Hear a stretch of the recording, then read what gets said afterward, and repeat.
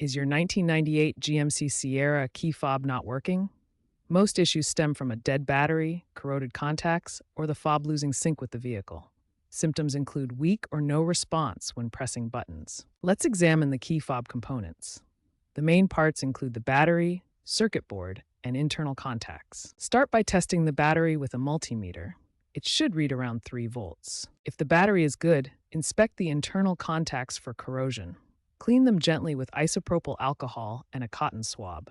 Ensure to not use conductive cleaners.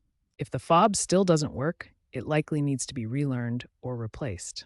If battery replacement and contact cleaning don't solve the problem, try the relearn procedure for the 1998 GMC Sierra. First, insert the key into the ignition and turn it to the on position without starting the engine. Within 5 seconds, press the lock button on the key fob. Turn the ignition off, then repeat the entire process 3 times. Finally, test the key fob to see if it now works properly. If the relearn procedure fails, consider a universal replacement fob available online for $20 to $50. If problems continue, the body control module may require professional diagnosis or retrofitting with modern smartphone-based keyless entry systems.